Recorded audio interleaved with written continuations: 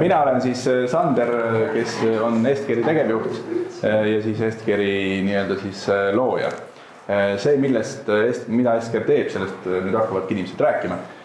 Siin on siis meil Triin on klienditeeninduse juht, kelle ülesandeks on siis kogu seda klientide haldamist ja nende tegevusi koordineerida. Ja samuti siis väga meeldiv Laura, kes teeb ka, haldab meie neid töötajaid, kes siis sõidavad iga päev ringi, teenindavad meie neid kliente, kes siis hooldust vajavad ja neid teenuseid. Aga siit läheme edasi. Siis on siin küsimus, miks valida hooldajaamet? Kas teist kellelgi on mõte sinna suunda liikunud või pigem mitte? Kas te olete üldse kokku puutunud hooldusega, olete teadlikud, kes on hooldaja või millega hooldaja võiks tegeleda? Ei ole? Ei ole. Aga äkki on kellelgi peres vanureid, keda siis on vaja hooldada? Vanaemad, vanaisad? Täitsa üksi. Ei ole? Aha, selge.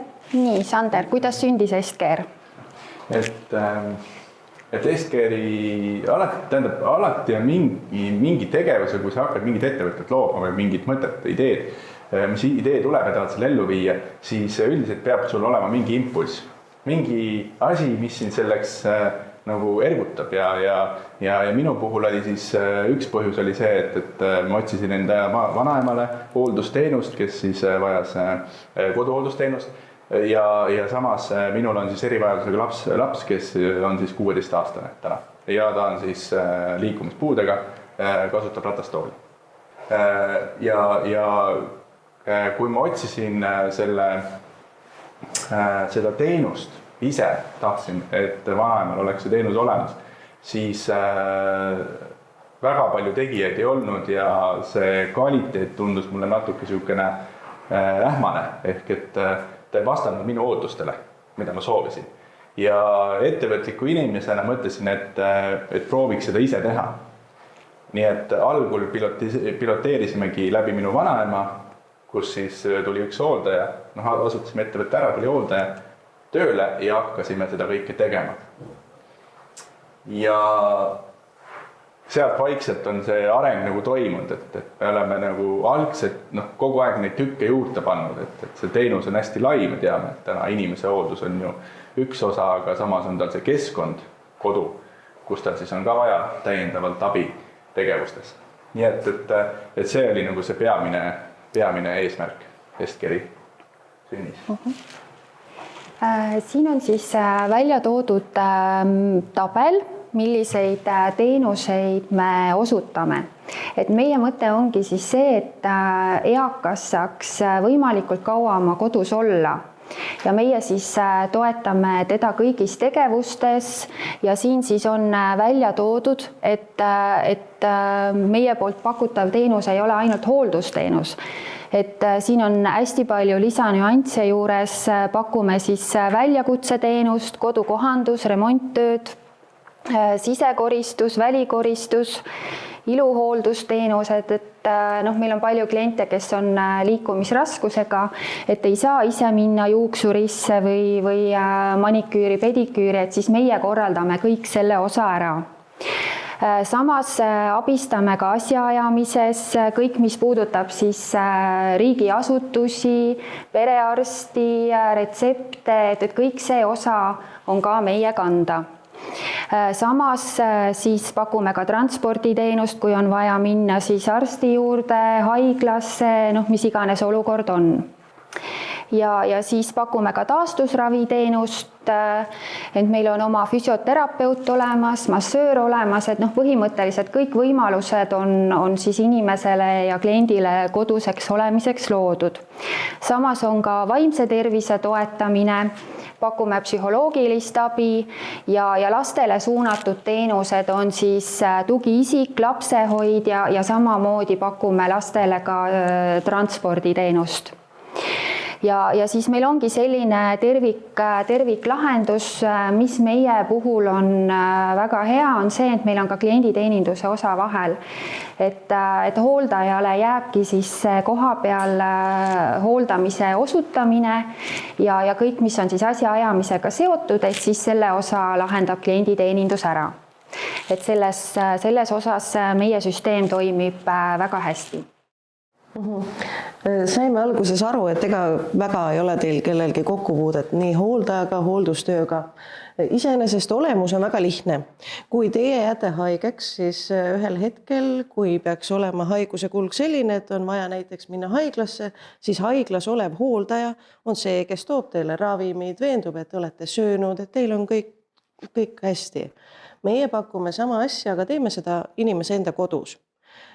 Üldjuhul on tegemist vanuritega. Meie veendume, et vajadusel oleksid ravimid võetud, kui vaja käime jalutamas, kui vaja teeme hügieenitoiminguid, oleme seltsiks, kui vaja abistame kodu koristamisel, ehk siis me oleme justkui natuke rohkemat kui seda siis haiglakeskkonnas olev hooldaja. Ja muidugi on meie eeliseks ka see, et kui haiglas olev hooldaja, tal on oma patsiente võib-olla siis 10 näiteks. Isegi rohkem. Oleme kokku puutunud töötajaga, kellel oli reaalselt 40 patsienti siis, kellega oli vaja toimetada. Et see, kui te hakkate nüüd ise mõtlema, et 40 klienti, kellel on vaja siis mähkmeid vahetada, et siis see ongi nagu liinitöö põhimõtteliselt, ega sul muuks aega ei jagugi. Aga meil on jah see, et meil on üks ühele aeg oma kliendiga. Ja muidugi, mis tavapärasel hooldajal, kes näiteks ongi hooldushaiglas töötamas, temal on oma keskkond, oma hea keskkond, kus tema toimetab. Meie omaduste puhul muidugi empaatiavõime on hästi suur, see on hästi vajalik, seda tööd tuleb teha hingega ja see soov aidata teisi peab sinu seest tulema. Et ka sellised hetked ja see on oluline meie töötaja puhul. Ja muidugi, mis eristab ka haiglas olevat hooldajat meist on see, et meie töötajatel peavad olema autojuhiload, et toimida, et liigelda, pakkuda siis transpordi osutamist, et jõuda ühe kliendi juures teiseni. Ja meie osutame siis intervallhooldust. Ehk siis meil on päev ära jagatud selliselt, et tund aega siis toimetame ühe kliendi juures, muidugi kui on erikokkulepe, et siis ka pikemalt, aga keskelt läbi siis ühele kliendile on planeeritud tund aega ja siis vahepeal on väike selline puhveraeg 15 minutit, et siis selle aja jooksul jõuab hooldaja järgmise kliendi juures. Et meil ei ole selline töö iseloom, et me oleme päev otsa ühe kliendi juures. Et meil ongi siis selline intervallhooldus ja kui vaadata nüüd meie kliendibaasi, et siis meil ongi hästi erinevad kliendid. On kliente, kes vajavad meie teenust võib-olla üks kord nädalas ainult, et vajavadki siis abi, ma ei tea, jalutusel käimisel ja on kliente, kelle juures me käime 3 korda päevas, hommikul, lõunal ja õhtul. Ja samas, kui mõelda nüüd selle 1 tunni peale, et siis võib mõelda, et see on, mida selle aja jooksul jõuab ära teha, aga tegelikult, kui hooldaja on pädev, tal on kõik ergonoomilised võtted teada, töö on ilusasti ära planeeritud, et siis selle tunni jooksul jõuab põhimõtteliselt päris palju teha. Alates toidu valmistamisest ja hügieenitoimingutest, et jah. Nii, aga seda teemat juba põgusalt puudutasime, et siis meie kodus hooldaja siis ongi selline põhimõtteliselt hooldushaljas. et kui me vaatame nüüd, sama teenust pakuvad ka teised teenuse osutajad, näiteks Tartus on kaldapäevakeskus, et neil on väga kindlad toimingud paika pandud. Et käingi ainult kliendi juures, ma ei tea, süüa andmas on ju. Aga meil on niimoodi, et me vaatame lahtiste silmadega kogu aeg ringi, et kui me näeme, et kliendil on tekkinud mingisugune muu abivajadus või mis iganes olukord, et siis me teeme ära. Et selles osas kõigile hooldajatele on südamele pandud, et klient peab olema võimalikult hästi hooldatud. Selle koha pealt on hooldajaamet Estcare'is hästi seiklusrikas. Mitte ükski päev ei ole samasugune. Hommikul tulles tööle võid teada, et sul on need inimesed, kelle juures käia, aga elus on alati muutusi. Kas kliendil on soov minna välja jalutama või kus iganes see olukord meid viib, et see on hästi, hästi põnev, hästi seiklusrikas ja need kliendid on meil hästi toredad, et iga päev on justkui rõõm.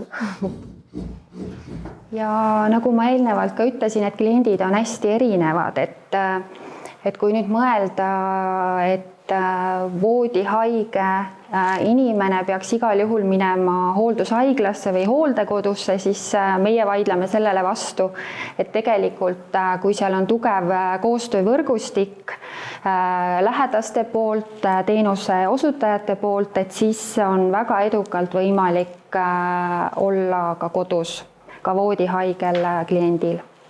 Isikuhooldus on üks oluline osa siis hooldaja tööst. Et siin, kui tekib huvi hooldaja ameti õppimise osas, et siis kindlasti tuleb läbi mõelda mingisugused nüansid, just mis puudutab hügieenitoiminguid, et meie hooldajad ju vahetavad mähkmeid, teevad pesutoiminguid, et see on kindlasti hästi oluline osa meie hooldajate töös. Abi riietumisel, abi söömisel, et põhimõtteliselt jah, et kõike mida inimene vajab igapäevaeluks, kõik need toimingud. Tahad lisada? Jaa, aga nii ongi, et söömise abi on vajalik, aga ka toidu valmistamine ja kõik see, et kõigil hea olla oleks. Kas poes käib? Jaa, muidugi, et see on samamoodi üks osa meie igapäeva toimetamisest. Meie eesmärk ei ole kedagi segada ja me ei tule kellegi juurde sellise teadmisega, et meie teame, kuidas nüüd toimetada. See on hästi individuaalne, kui on selline klient, kes soovib, siis me käime loomulikult poes. Toomegi vastavalt tema soovile kõik vajaliku ja selle alusel siis toimetamegi. Et olgu see ka mitte ainult poes käimine, sinna hulka kuulub ka näiteks apteegis käimine, kui on ravimeid vaja tuua või ka pesumai asjade viimine, et kõik selline, et ääretult mugavaks teha siis inimese enda toimetamine.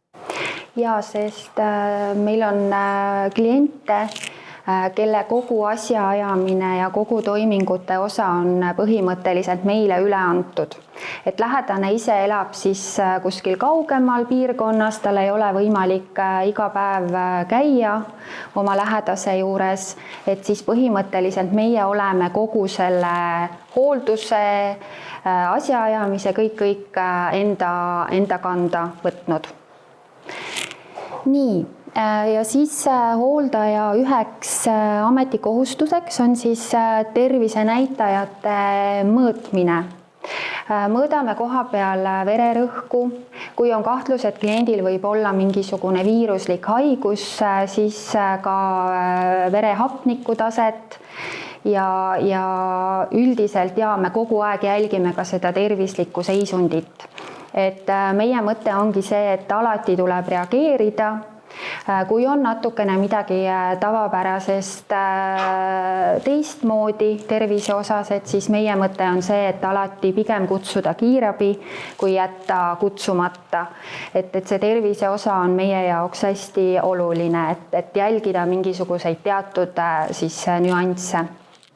Ehk siis selle koha pealt on ka tähtis, et see kõik oleks meil justkui hoolduspäevikus kirjas. Et on kliente, kelle juures on meil paberkandjal hoolduspäevik, me mõõdame ja paneme tulemused kirja, et ühel hetkel, kui peaks vajadus olema, siis saab tagantjärgi vaadata, et punasest algas võib-olla vererõhku liiga kõrgele tõusis või kuidagi. Ja on osade klientide juures ka virtuaalne hoolduspäevik, ehk siis ka lähedane, kes nagu Triin, hea kolleeg kõrvalt rääkis, ei viib ise näiteks samas linnas, ei saa käia, elab eemal kuskil, et ka temal oleks siis juurdepääs, et ta näeks, et millega me oleme nendel hoolduskordadel tegelenud, kuidas on tema lähedase tervislik seisund, et selles mõttes on selline hea koostöö nii kliendi lähedastega kui kliendiga, et kõik oleks justkui olemas. Aga siinkohal küsin, kas te olete kuna te viimati Teadlik. vererõhku lasite endal mõõta? Sellest on kusjuures hiljuti alles juttu, on see aparaat olemas, Nii, aga ei ole selleni jõudnud. ahah, aparaat ei ole kasutust leidnud. Proovisime lihtsalt palli pärast. kas te sihukest asja olete näinud? Mis see on? Teab keegi? Püüsikene väike, just. Õige suund, palun. Ja see on nüüd pulssoksumeeter ja see mõõdabki siis hapniku taset veres. Siis hooldaja jälgib raviskeemi ja ütleme nii, et kui eelnevad toimingud olid väga olulised, siis see ravimite manustamine on number 1. Mis te arvate siin külje peal olev ravimikotike? Kui palju ravimeid või mis aja ravimid need on, et kas on nädala, ühe inimese annus või kuidas? Nädala, ühe päeva. Just täpselt. Et seda on omajagu ja siin ei ole eksimisvõimalust, et iga asi on millegi jaoks vajalik. Mis te arvate, mis on sellised levinumad diagnoosid vanuritel? Jaa, väga hea pakkumine. Aga siit kohalt küsin, et mis on see vanus, millest alates loetakse inimest vanuriks või eakaks? 60 oli vale, kes veel pakub? 65, õige. 65 on see vanus, jaa.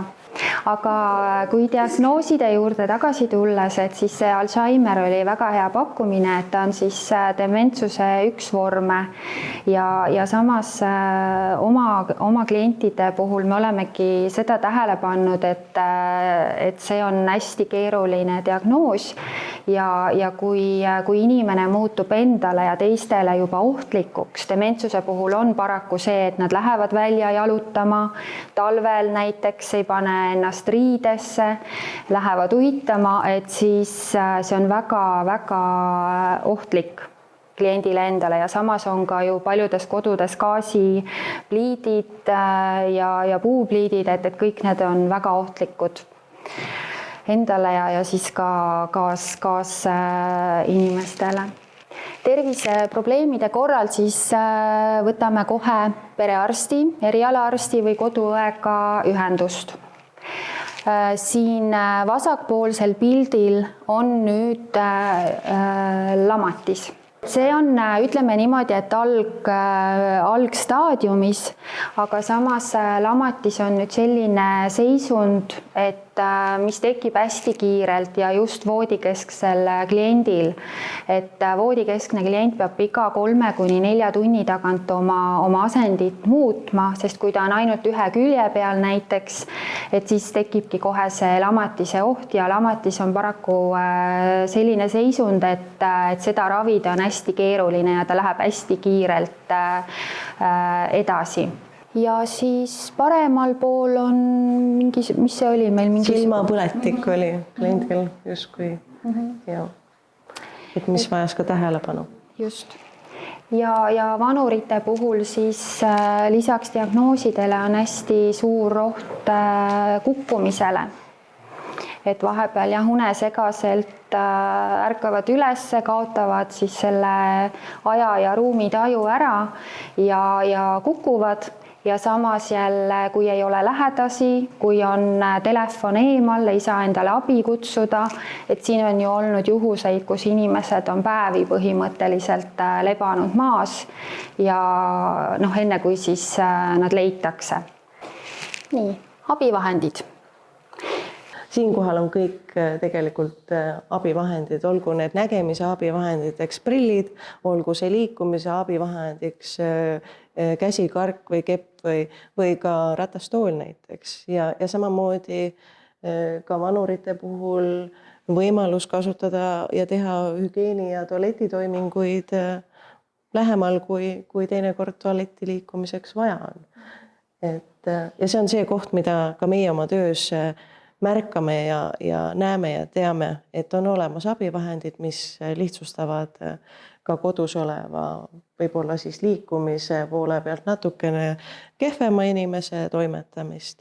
Ja siinkohal me siis anname häid soovitusi, me oleme teadlikud, millised abivahendid on kasutusel, teeme head koostööd abivahendikeskustega ja õpetame ka siis neid kasutama. Nii, ja siis jälgime füsioteraapia kava. Nagu ma eelnevalt ütlesin, meil on oma füsioterapeut olemas, aga kui on siis nüüd võimlemisplaan või kava tehtud füsioterapeudi poolt, et siis käib ka meie hooldaja võimlemas kliendiga, et igal korral ei pea siis füsioterapeut kohal käima. Ja siis liikumine on eaka puhul ülioluline, et võimalikult palju väljas käia, värsket õhku saada, võimelda, et jah, selle oleme ka oma südameasjaks võtnud, et ei pea ainult kodus olema, vaid võimalikult palju ka siis väljas liikumas käia. Me oleme viinud oma kliente kontserditele, jalutuskäikudele, selles mõttes kõik kohad ja võimalused on selleks justkui olemas, et üldjuhul on tegemist vanuritega, kes ongi justkui koju unustatud. Lastel ja lastelastel ei ole aega. Kas teie teate, kuna te viimati oma vanavanematega ühendust võtsite, et neil on selline suhtlemissoov ja käia raamatukogus, teatris, et see on tegelikult hästi tore ja annab hästi palju juurde, et natukenegi suhtlust ja liikumist saada. Siinkohal võib-olla panekski teile südamele, et kellel on vanaema, vanaisa, siis äkki teete väikse kõne neile täna. See annab neile väga-väga palju juurde. Ja siis eelnevalt rääkisime transpordi osutamine, arstil käikude ajaks, abistamine siis väljaspool kodu. Siin on ka ühele noormehele ehk siis Sandri pojale, see on Sandri pojast pilt, on vist on ju, jah. Et siis tema puhul ka me abistame hommikul kooli viimisel, siis kõnnirobotisse viimisel, jõusaalis käib, et elab sellist täisväärtuslikku elu ja selles osas me abistame nii palju kui võimalik. Siis pakume ka sotsiaalkiirabiteenust ehk siis erakorralise väljakutse teenust Tartu linnas. Ja meil on nüüd nii, et meil on ju kogu aeg autod liikumises, et ma ei tea, võib-olla olete linnapildis näinud, et meil on Tartus 5-6 autot, et pidevalt sõidame ringi, toimetame ja meie siis osutame ka väljakutse teenust, et kui on mingisugune kriisiolukord tekkinud, et siis me reageerime poole tunni jooksul. Kriis tähendab ka seda, et üks juhtumitest oli selline, kui isa oli kodus kukkunud ja poeg, kes oli kodus, oli just tulnud operatsioonilt ja oli ka liikumisraskusega. Aga kukkuv isa oli kukkunud koridori kappide vahele, õnneks oli temaga kõik hästi, ta ei olnud ennast päris katki löönud, aga sellises olukorras ei olnud lähedal ka naabreid või kedagi teist, kes oleks appi saanud tulla. Ja üks kõne meile ning see vanaisa sai suures osas ka tänu Markusele sai jällegi abi. Nii, ja siis meil on hooldustöötajaid, kellel on oma hobid ja siis nad üritavad seda põimida ka siis töö tegemistega. Et näiteks meil on hooldaja, kes on eelnevalt töötanud juuksurina, et siis tema käib klientide juures juukseid lõikamas. Ja siis meil on aiahuvilisi, kes käivad toimetamas aedades koos klientidega, et jah. On kunstihuvilisi, on muusikahuvilisi, kes tulevad, teevad hooldustoiminguid, mingeid toredaid käsitöölisi asju, mängivad pilli, laulavad, et tegelikult see kõik on selline hästi põnev, hästi tore. Ja iga selline lisaväärtus, iga oskus, kellel miskit varuks on, see on ainult hea.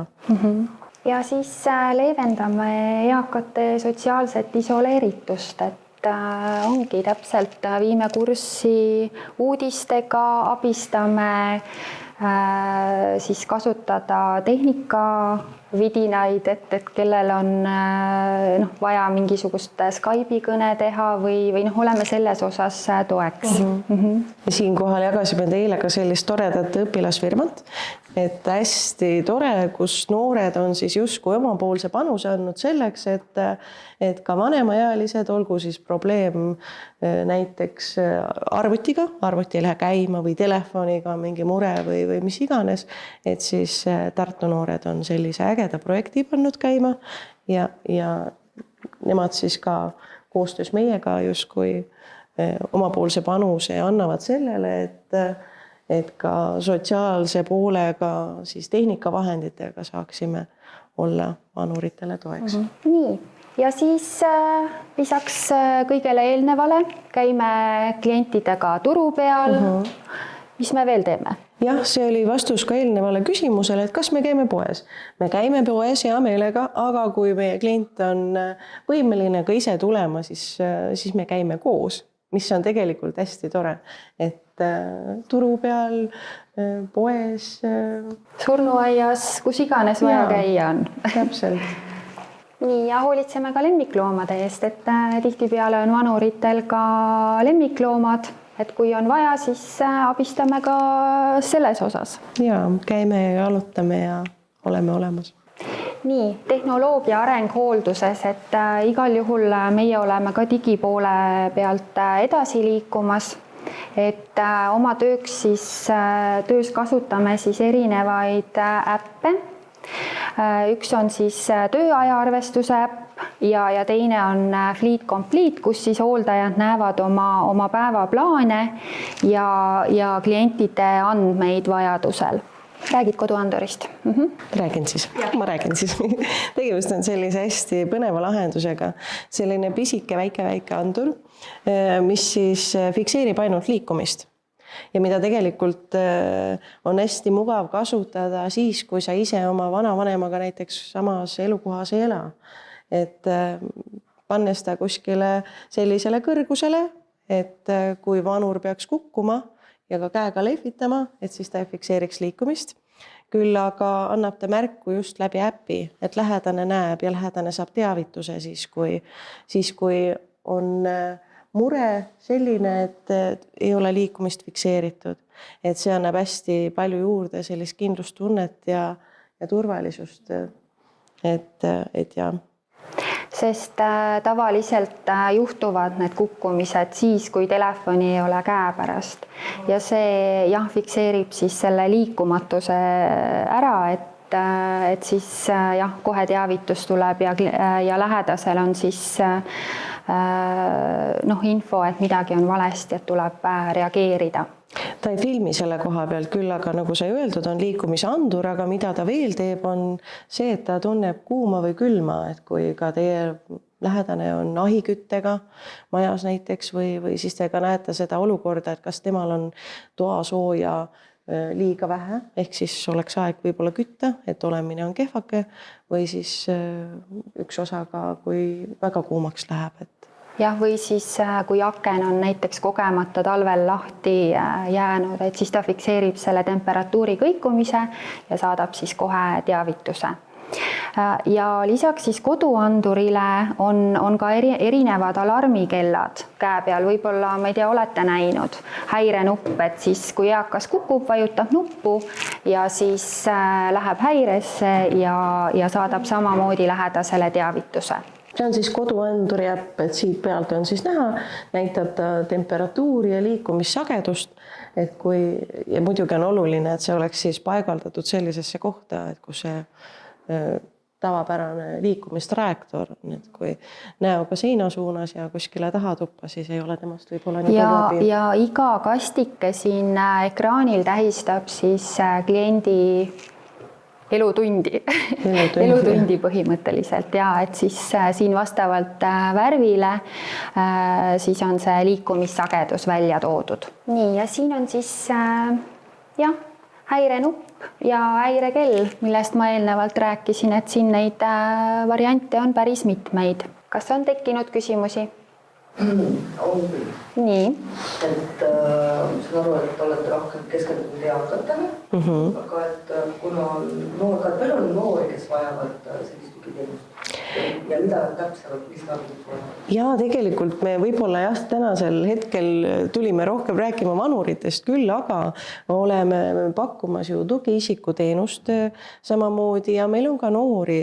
See on kõik individuaalne. On inimesi ja noori, kes vajavad abi igapäevases toimetamises selles osas, et näiteks on abi vaja võib-olla asja ajamises, võib-olla siis näiteks selline vähene sotsiaalsus on, et oleks vaja kedagi, kes toetaks siis igapäevases võib-olla, ma ei tea, üritustele minemises või natuke motiveeriks, et ole hea, et kas sa oled juba selle projektiga jõudnud tegeleda.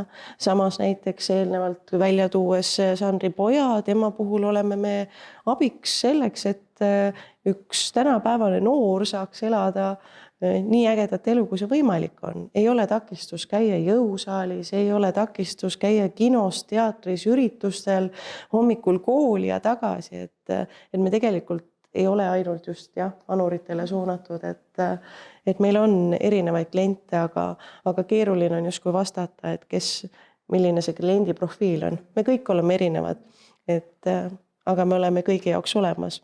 Ja just täpselt nii palju kui vaja. Ja meie kliendibaasis on ka psüühilise erivajadusega kliendid, et oleme neile ka abiks nii palju kui võimalik, et igapäevaeluga siis edukalt toime tulla. Kuidas te kontrollite hooldajate tööd?